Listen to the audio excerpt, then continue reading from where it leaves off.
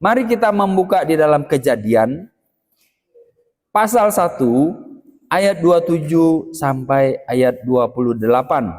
Demikian firman Tuhan dari kitab Kejadian pasal 1 ayat 28, ayat 27 dan 28.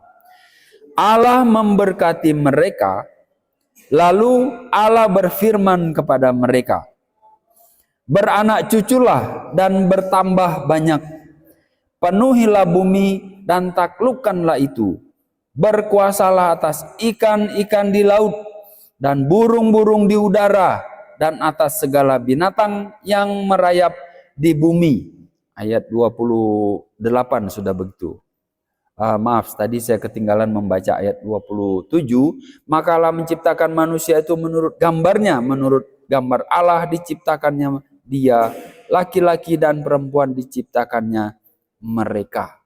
Jadi dalam ayat ini memaksudkan bahwa Allah menciptakan manusia dan memberkati mereka. Allah tidak menciptakan laki-laki di taman di sebelah sana, lalu yang perempuan jauh di sebelah sana. Nanti mereka bergaul sama binatang, cari-cari buah pohon di hutan. Begitu juga yang laki-laki, ketemu. Ya cocok begitu. Tidak ya, tapi Tuhan sengaja menciptakan langsung laki-laki dan perempuan dalam satu hubungan langsung.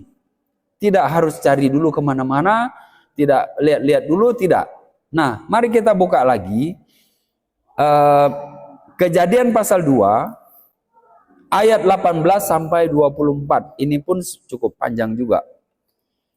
Karena ini sambungan atau penjelasan dari penciptaan manusia tadi, lalu detailnya ada di sini. Kejadian pasal 2 ayat 18 sampai 24. Demikian firman Tuhan.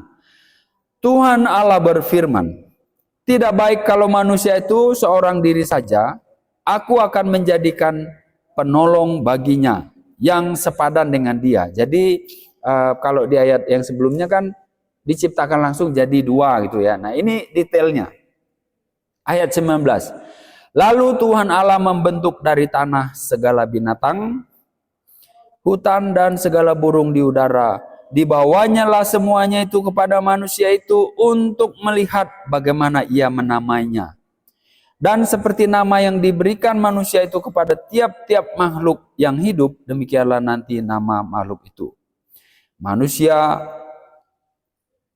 itu memberi nama kepada segala ternak, kepada burung-burung di udara, dan kepada segala binatang hutan. Tetapi baginya sendiri ia tidak menjumpai penolong yang sepadan dengan dia.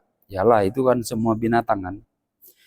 Lalu Tuhan Allah membuat manusia itu tidur nyenyak. Ketika ia tidur, Tuhan Allah mengambil salah satu rusuk daripadanya, lalu menutup tempat itu dengan daging. Dan dari rusuk yang diambil Tuhan Allah dari manusia itu, dibangunnyalah seorang perempuan, lalu dibawanya kepada manusia itu. Lalu berkatalah manusia itu, inilah dia, tulang dari tulangku dan daging dari dagingku. Ia akan dinamai perempuan sebab ia diambil dari laki-laki.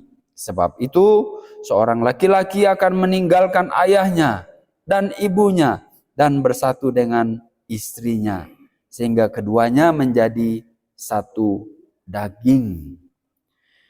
Allah menetapkan pernikahan sebagai dasar keluarga. Jadi kita lihat di situ bahwa setelah Tuhan menciptakan alam semesta, menciptakan dunia, lalu Tuhan menciptakan binatang-binatang. Lalu Tuhan membawa binatang itu kepada Adam. Dia kasih nama. Woi, ini orang pinter, jenius ini Adam ini.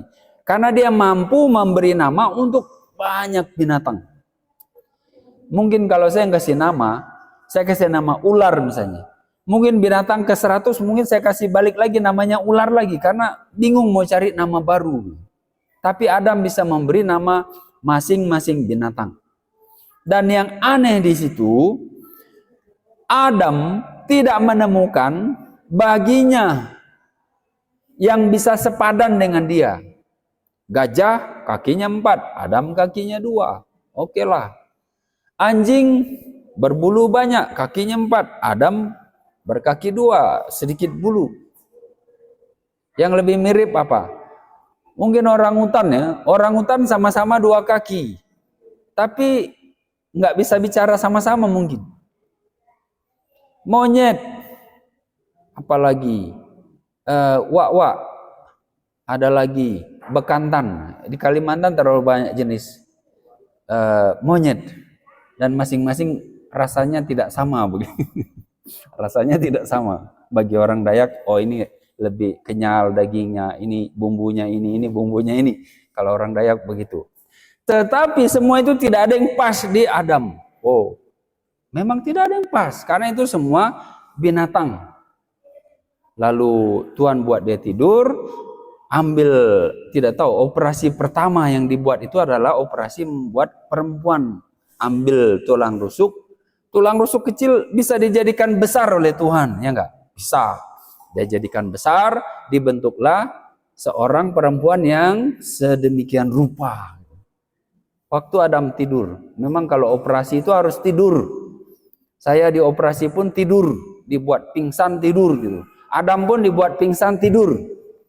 Ketika dia bangun, buka mata begini, klik, wih, ini dia. Cocok ini untuk saya gitu. Walaupun dia tidak seperti laki-laki, karena dia perempuan, tapi dia bilang ini dia, cocok untuk saya. Tulang dari tulangku, daging dari dagingku. Berarti satu dasar keluarga yang kita dapat dari situ apa? 1 laki-laki dan 1 perempuan. Titik. Bapak, saya suka laki-laki, saya laki-laki, saya suka laki-laki. Itu dosa. Bapak Gembala, saya ini terperangkap dalam tubuh perempuan. Saya ini sebenarnya laki-laki. Tidak ada. Saya ini seleranya lain-lain, Bapak. Tidak ada. Laki-laki dan perempuan. Titik. Tidak usah kasih tambah-tambah lagi. Alkitab hanya menyiapkan 1 Adam, 1 Hawa. Dari ini aja kita sudah bisa pikir toh. 1 Adam, 1 Hawa. Yang lainnya babi, gajah, begitu kan? Tapi saya sekarang pacaran, ada 3 pacaran, ada 3 pacar sekarang. Koleksi saya banyak, jadi kalau putus 1 masih ada yang lain. Itu berarti salah pacaran itu. Minggu depan keluar itu.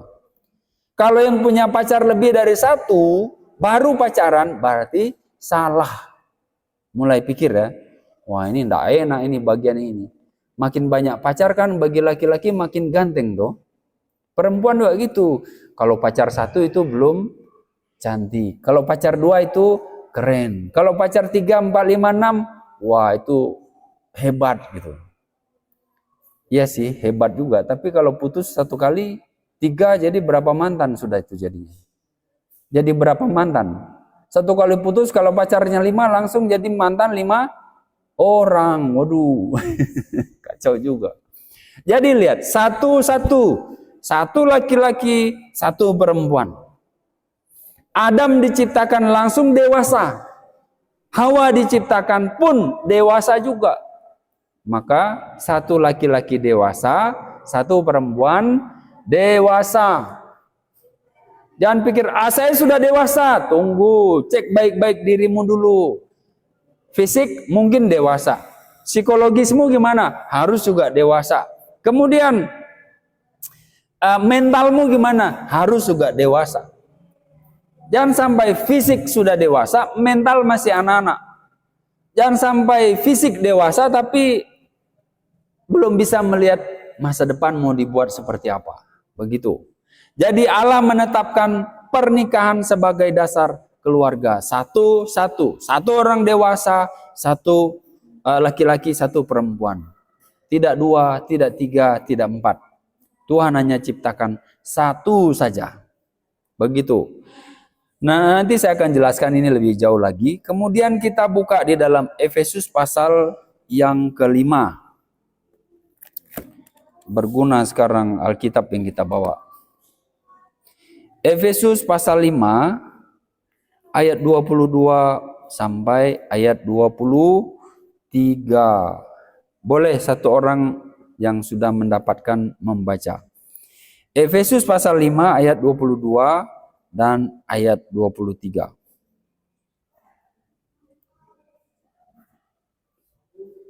Boleh, silakan. Tidak ada, ini saya baca saja. Hai istri, tunduklah kepada suamimu seperti kepada Tuhan. Karena suami adalah kepala istri, sama seperti Kristus adalah kepala jemaat. Dialah yang menyelamatkan tubuh. Dan seterusnya. Karena itu sebagaimana jemaat tunduk kepada Kristus, demikian jugalah istri kepada suami dalam segala sesuatu. Hai suami, kasihilah istrimu, sebagaimana Kristus telah mengasihi jemaat dan telah menyerahkan dirinya baginya untuk menguduskannya. Sesudah ia menyucikannya dengan memandikannya dengan air dan firman, supaya dengan demikian ia menempatkan jemaat di hadapan dirinya dengan cemerlang tanpa cacat atau kerut atau yang serupa itu, tetapi supaya jemaat kudus dan tidak bercela. Demikian juga suami harus mengasihi istrinya sama seperti tubuhnya sendiri. Siapa yang mengasihi istrinya, mengasihi dirinya sendiri. Sebab tidak pernah orang membenci tubuhnya sendiri, tetapi mengasuhnya dan merawatinya sama seperti Kristus terhadap jemaat. Karena kita adalah anggota tubuhnya. Sebab itu laki-laki akan meninggalkan ayahnya dan ibunya dan bersatu dengan istrinya, sehingga keduanya menjadi satu daging. Rahasia ini besar, tetapi yang aku maksudkan ialah hubungan Kristus dan jemaat. Bagaimanapun juga bagi kamu masing-masing berlaku, kasihilah istrimu seperti dirimu sendiri, dan istri hendaknya menghormati suaminya. Ini juga keras ya. Relasi suami istri mencerminkan Kristus dan jemaat. Bagi yang pacaran mungkin akan bingung, kenapa istri harus menghormati suami? Kenapa suami harus mengasihi istri? Bukankah waktu pacaran mereka saling kasih-kasihan? I love you-nya banyak sekali. Bukankah suami istri saling mengasihi? Sama juga waktu pacaran, istri, calon istri atau pacar perempuan bilang, ayo kakak kemana saya ikut. Naik ke gunung saya ikut, turun ke lembah saya ikut juga. Kenapa setelah jadi suami istri dibilang, kasihi istrimu, hormati suamimu. Nah, ternyata banyak hal yang terjadi antara ketika pacaran lalu jadi suami istri. Seringkali orang pacaran mungkin mengingini tubuh, nafsu, keinginan semata. Tetapi ada yang harus diperjuangkan lebih daripada itu, bahwa suami harus mengasihi istri. Bisa-bisa dalam perjalanan hidupnya, suami ya cintanya berkurang, kasihnya berkurang. Bisa jadi. Maka hati-hati. Kalau peringatan bagi suami-suami ada di sini saya, Pak Jason dan beberapa yang lainnya. Kasihi istrimu, kasih istri masing-masing. Kenapa begitu? Ini harus dipelihara kasih ini. Supaya terus menerus, bukan hanya bertahan tapi bertumbuh. Bagi yang pacaran, itu mungkin sesuatu yang gampang. Tetapi jangan sampai kasihmu kepada pasanganmu sekarang bukan karena kasih yang tidak bersyarat. Tetapi karena dia mengasihi saya mengasihi dia. Karena dia cantik, saya mengasihi dia. Ingat, kalau kita mencari orang karena kecantikannya, kecantikan bisa hilang. Setahun mungkin masih belum lahir anak, masih lahir 1 anak, lahir 2 anak, lahir 3 anak. Kecantikan yang dulu mana? Hilang cantiknya. Jangan senyum-senyum lah. Istri itu bisa hilang cantiknya, sehingga kasih suami kepada istri kalau didasarkan pada kecantikan hilang, berkurang. Maka pikir lagi ya, yang mulai mau cari pasangan hidup, jangan lihat kecantikannya. Kecantikan gampang hilang. Hilang dari si cantiknya sendiri, kemudian hilang dari si penilai yang mengatakan cantik gitu. Kedua-duanya bisa hilang. Maka laki-laki jangan cari Barbie untuk dijadiin pacar. Susah nanti dirimu. Ketika lahir jadi anak satu, mana Barbie yang dulu saya nikahi? Gak ada lagi Barbie di umur 1, 2, 3 anak tuh. Gak ada Barbie lagi. Semua sudah jadi, siapa tuh yang pasangannya Shrek itu? Fiona di film Shrek itu. Kalau kita mencari pasangan seperti Barbie, kasihan istrinya juga. Oh, saya sekarang jadi Barbie-nya dia. Aku dicintai, aku dibilang Barbie. Terus apalagi yang putri salju. Besok kamu harus cari uang supaya bodimu tetap seperti Barbie. Harus kemana-mana supaya kulitmu tetap seperti Barbie. Ketika muncul klik sesuatu yang timbul di muka misalnya, tidak lagi Barbie ada titik di sini. Di sini nggak ada titik Barbie. Mulai insecure. Kenapa? Dulu senang dipanggil Barbie, setelah berkeluarga, aduh saya bukan Barbie-nya lagi. Ternyata di luar sana banyak Barbie yang lain. Aduh gimana ini? Khawatirlah kita, cemburulah kita. Maka bagi perempuan, jangan merawat dirimu jadi si putri cantik itu. Karena seumur-umurmu kalau kamu dapat predikat itu, kamu akan berusaha jadi Barbie itu. Jadi si cantik itu. Bu Gembala dalam kesaksiannya berkali-kali sebut, saya dulu tinggi badan sekian. Cowok-cowok banyak yang lirik. Katakanlah masih mau dilirik cowok. Tidak kan kalau sekarang. Kecantikan yang dulu hilang. Tapi karakter masih ada sampai sekarang. Itu sebab mari Bu Gembala, bagi hidup kami suka untuk mendengar. Sayalah yang suruh atau minta untuk Bu Gembala kesaksian. Jangan pikir, Bu Gembala nih kesaksian sudah berapa puluh tahun yang lalu. Tidak, saya yang minta karena saya senang dengan kesaksian hidup Ibu Gembala dan berharap itu bisa dibagikan kepada kita juga. Begitu Ibu sebenarnya. Jadi laki-laki stop untuk lihat fisik di situ. Perempuan stop untuk berusaha menjadi secantik yang bisanya. Tidak lama itu hilang semua. Kalau sudah hilang, kita mulai insecure. Kita mulai lari-lari kemana. Jadi, terima diri kita apa adanya, tapi cari kualitas yang disebut di dalam Alkitab itu. Suami istri mencerminkan Kristus. Mencerminkan Kristus itu bagaimana hubungan kita di dalam. Sehingga orang yang melihat kita, ya ada Kristus yang jadi raja di dalam rumah itu. Maka mulai kita pikir, kita yang cari pacar, apakah saya ingin mencerminkan Kristus? Apakah nanti dalam saya berpacaran, saya akan mencerminkan Kristus?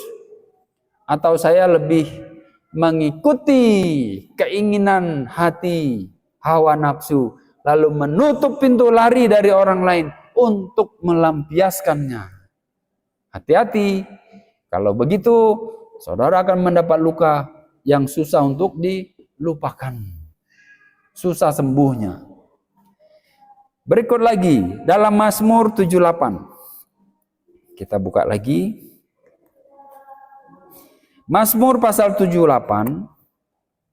Ini tentang bagaimana seharusnya keluarga itu bergerak begitu. Mazmur 78 ayat 5 dan 7. Demikian firman Tuhan. Mazmur 78 ayat 5 sampai 7. Telah ditetapkannya peringatan di Yakub dan hukum Taurat diberinya di Israel. Nenek moyang kita diperintahkannya untuk memperkenalkannya kepada anak-anak mereka, supaya dikenal oleh angkatan yang kemudian, supaya anak-anak yang akan lahir kelak bangun dan menceritakannya kepada anak-anak mereka, supaya mereka menaruh kepercayaan kepada Allah dan tidak melupakan perbuatan-perbuatan Allah, tetapi memegang perintah-perintahnya. Begitu. Jadi ayat ini menyebut orang tua harus memberitakan Injil, harus menyampaikan kebenaran firman kepada anak-anaknya, supaya ketika anak-anak ini sudah paham, lalu mereka kemudian memberitakan Injil lagi, kebenaran firman lagi kepada anak-anaknya. Ini tugas keluarga. Kalau kita mau membangun keluarga, maka dalam keluarga itu harus memberitakan Injil, harus memberitakan firman kepada anak-anaknya. Jangan pikir keluarga itu senang-senang saja. Kami akan punya keluarga, punya anak, beli rumah, beli kendaraan, lalu filmnya selesai. Begitu, tidak ada. Ketika seorang laki-laki menikah dengan seorang perempuan, dia harus bisa berpikir bagaimana nanti kalau Tuhan karuniakan anak untuk mendidik anak itu di dalam Tuhan. Mendidik anak itu dalam Tuhan supaya anak itu paham kebenaran dan anak ini pun kemudian menyampaikan kepada anak-anaknya kelak. Jadi tanggung jawab orang tua itu besar. Maka mulai pikir ya, saya mau cari laki-laki yang betul bisa menjadi, istilahnya di sebelah itu, imam saya. Harus bisa memimpin kepada Tuhan. Saya mau cari istri nanti yang takut akan Tuhan. Itu harus menjadi syarat. Istri nanti yang bisa memimpin kepada kebenaran. Jangan istri yang cantik saja, tadi saya sudah sebut. Bisa bersolek bagus, skincare-nya mahal, lalu selesai. Tidak, dia bukan pajangan. Tapi dia adalah guru di rumah yang harus mampu mendidik anak-anaknya mengenal firman Tuhan. Betapa beratnya tanggung jawab menjadi orang tua. Tidak gampang. Bukan happy-happy saja, hidup senang bersama si dia. Tidak ada. Kita harus mampu mendidik anak-anak yang Tuhan berikan. Harus mampu memberikan kebenaran kepada anak-anak yang adalah titipannya Tuhan kepada kita. Allah sebagai arsitek keluarga. Allah bekerja sebagai arsitek agung. Dia menciptakan alam semesta. Dia membuat Taman Eden. Lalu menciptakan segala sesuatu. Lalu menciptakan juga manusia. Manusia diciptakan segambar Allah. Allah kita adalah Allah yang relasional. Jadi ada Allah Bapa, Anak, dan Roh Kudus. Manusia tidak dirancang untuk sendirian, tetapi diciptakan segambar Allah. Allah Bapa, Anak, Roh Kudus. Maka manusia tidak juga bisa beri sendiri. Dia harus ada teman pendampingnya. Seperti ada Bapa, ada Anak, ada Roh Kudus. Maka satu keluarga, satu orang tidak boleh hidup sendiri. Manusia diciptakan untuk berpasang-pasangan. Diciptakan untuk akhirnya dia harus memilih seseorang menjadi teman hidupnya. Itu sebab dalam Kejadian yang tadi kita baca ayat 18, pasal 2 ayat 18. Allah berkata, tidak baik kalau manusia itu seorang diri. Ini adalah proklamasi teologis bahwa manusia membutuhkan sesamanya untuk memantulkan kemuliaan Allah secara utuh. Laki-laki dan perempuan diciptakan setara dalam martabat namun berbeda dalam fungsi agar dapat saling melengkapi. Jadi rancangan untuk manusia berkeluarga itu adalah dari Allah sendiri. Jangan berpikir ini adalah akibat dari sosial yang ya laki-laki gabung dengan istri lalu ya sudah kalian suami istri. Tidak begitu saja. Tetapi memang dirancang untuk menjadi satu, yaitu laki-laki dan perempuan disebut suami istri. Dari sini saja juga kita bisa belajar. Kalau memang keluarga adalah rancangan Tuhan, maka kita yang di sini sekalipun belum punya pacar, belum punya suami istri, tanya sama Tuhan kalau begitu. Tuhan, kalau Engkau yang merancang keluarga, manakah pasangan yang Tuhan rancang begitu? Jangan, saya mau cari yang ya sabar sedikit. Mulai dari Tuhan. Karena rancangan keluarga itu datang dari Tuhan. Maka ketika kita mulai berpikir untuk saya mau cari pasangan hidup, tanya sama Tuhan. Tanya sama Tuhan. Ya, kalau sudah begitu ya kita tidak pergi sembarang-sembarang ya. Cari di gereja, cari di tempat yang rohani. Kalau kita cari di jalan ya kelakuannya seperti orang di jalan. Kalau kita cari di hutan ya kelakuannya kayak orang di hutan. Maka berdoa, ikuti kegiatan-kegiatan yang rohani. Kita akan ketemu orang yang rohani juga di sana.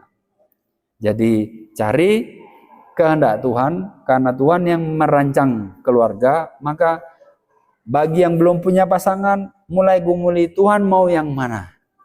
Bagi kita yang sudah berpasangan, bersyukurlah karena orang ini sebenarnya Tuhan rancang untuk kita bekerja bersama-sama. Berikut, maksud Allah bagi keluarga. Ada mandat budaya. Juga di dalam Kejadian 1:28, apa tujuan Allah menyatukan pria dan wanita dalam keluarga? Itu ada mandat budaya. Disebutkan apa? Beranak cucu dan taklukkanlah bumi. Itu punya anak dan perluas pengaruh kerajaan Allah ke seluruh bidang kehidupan. Jadi salah satu tujuan memang harus mengalami atau menjalankan mandat budaya. Punya anak.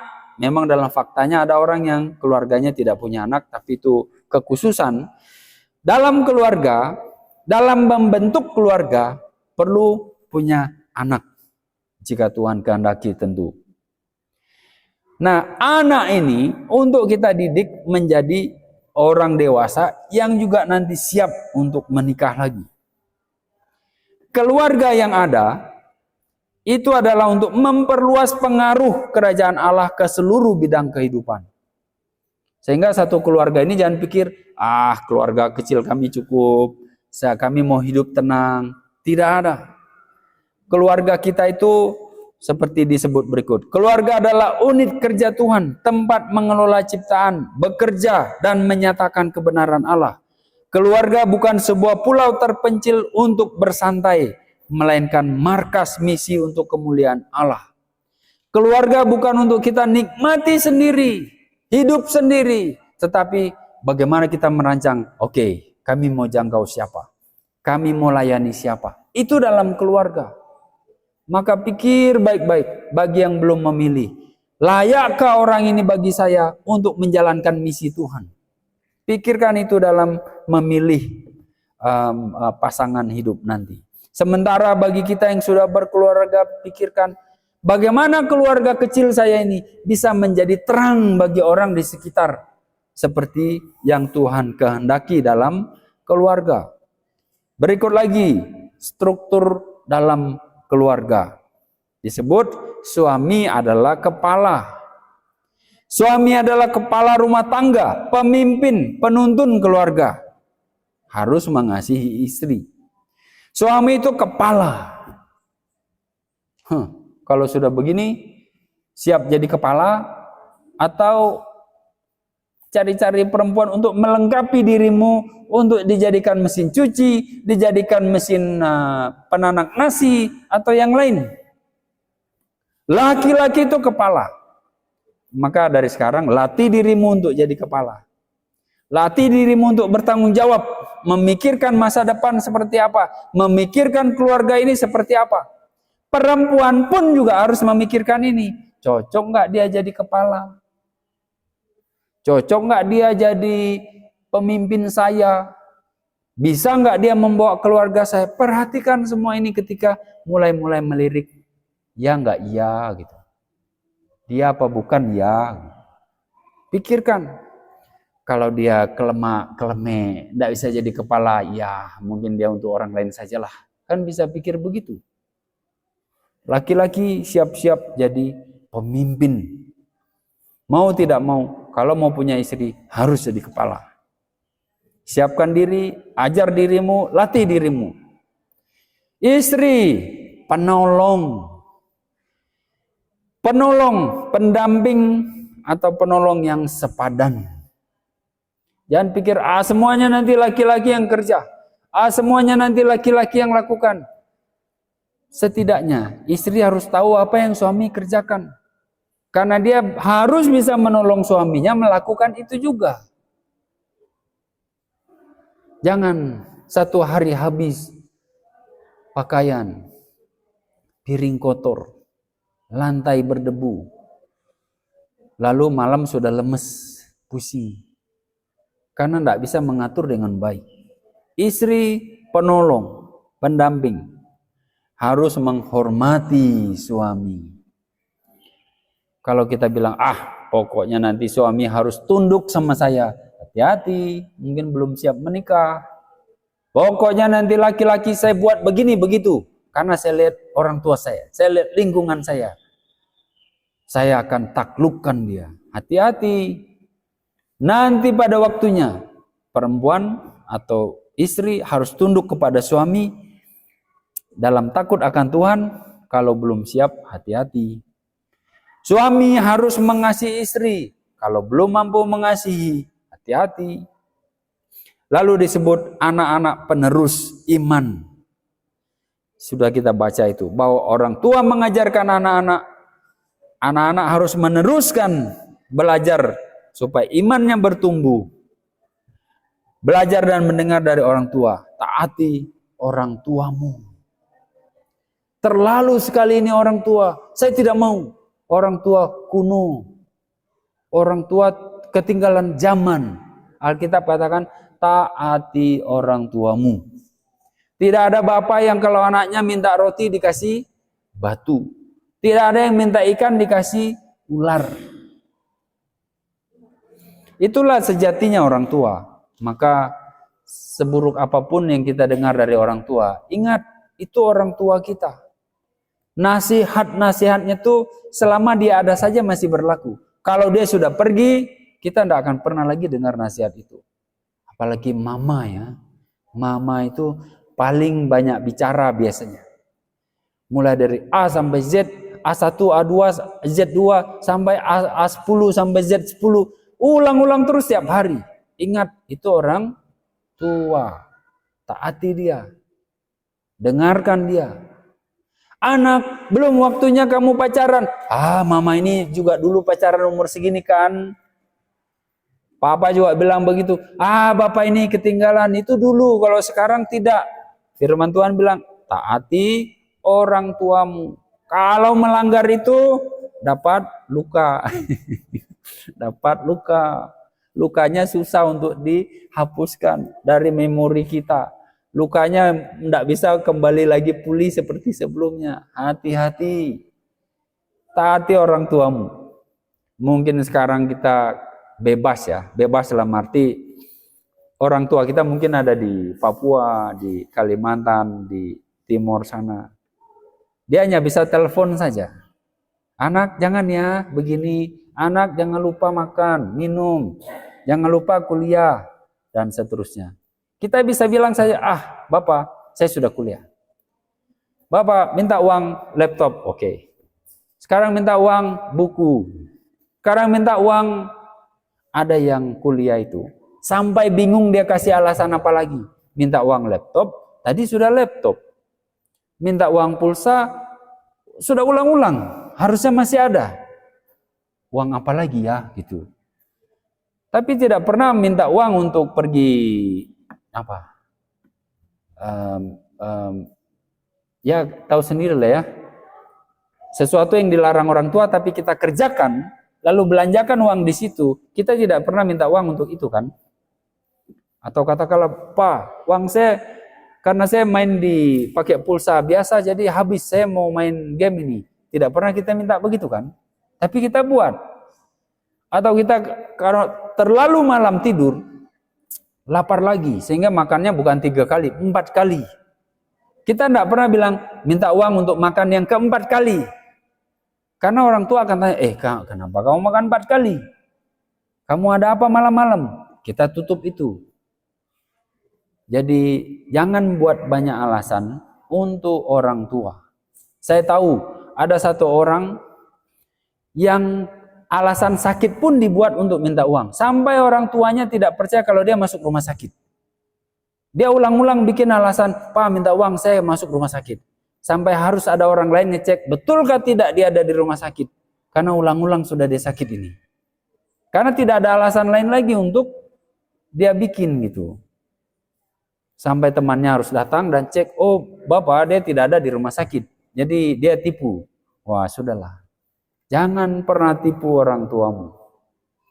Kalau tipu hari ini juga minta maaf. Bapak saya minta maaf. Mumpung ini hari Minggu ya. Masih di gereja, ingat. Minta maaf sama orang tua. Bilang bapak mama saya salah. Saya minta maaf. Saya dengar hari ini katanya taati orang tuamu. Minta maaf hari ini juga. Itu namanya bertobat. Tujuan keluarga dibentuk adalah memuliakan Allah. Di dalam keluarga memiliki hubungan yang harmonis. Di dalam kita punya hubungan yang harmonis. Keluar kita menjadi kesaksian dan teladan yang baik. Itu tujuan dibentuk keluarga. Jadi jangan pikir, saya akan suka-suka saja. Saya akan senang-senang saja. Harus pikirkan ini. Bagaimana di dalam keluargamu, kemudian kesaksian keluar dari rumah tangga itu. Dan sebuah keluarga mendidik anak dalam iman. Orang tua bersama mendidik anak-anak mengenal Tuhan. Jangan hanya papa saja, jangan hanya mama saja, tetapi kedua-duanya harus bisa mendidik anak di dalam Tuhan. Itu sebab ayo belajar firman, supaya nanti ketika jadi orang tua bisa mendidik anak. Jangan malas-malasan. Diajak kebaktian tidak mau, diajak firman Tuhan tidak mau. Kalau bisa buat kegiatan itu tanpa firman. Suka-suka aja lah gitu. Kenapa? Hati-hati. Suatu hari kita akan menjadi orang tua. Harus mampu. Karena punya tanggung jawab untuk mendidik anak-anak mengenal Tuhan. Berat ya. Oke. Beberapa aplikasi praktis yang secara umum saya sebut di sini. Suami istri hidup dalam kasih dan kesetiaan satu dengan yang lain. Sebagai orang tua, mendidik anak dalam iman. Sebagai anak, taat dan hormat kepada orang tuamu. Lalu kita sebagai jemaat menjadi keluarga rohani yang saling menopang, saling menolong satu dengan yang lain. Dan penutup, keluarga adalah pusat pembentukan iman. Bagaimanapun keluarga itu jalan, harus kita memikirkan bahwa disitulah iman kita dibentuk. Allah memanggil kita untuk hidup sesuai rancangannya. Mari pulihkan, hidupi keluarga sebagai saksi kerajaan Allah. Nah, sebentar, oke, saya sudah selesai. Sebentar saya akan berdoa. Coba pikirkan keluarga kita masing-masing. Mungkin ada yang perlu minta maaf sama atau minta ampun kepada Tuhan karena pelanggaran kepada bapak mama. Nanti dalam doa bisa sampaikan. Atau kita mungkin ingat satu keluarga yang bermasalah terus. Nanti boleh doakan. Jadi pikirkanlah itu. Mungkin kekurangan kita dengan orang tua, bapak mama, kakak adik ada masalah. Sebentar doakan. Atau mungkin kita melihat ada keluarga yang berkelahi terus tidak jadi saksi yang baik. Kesempatan ini saya minta kita doakan bersama-sama.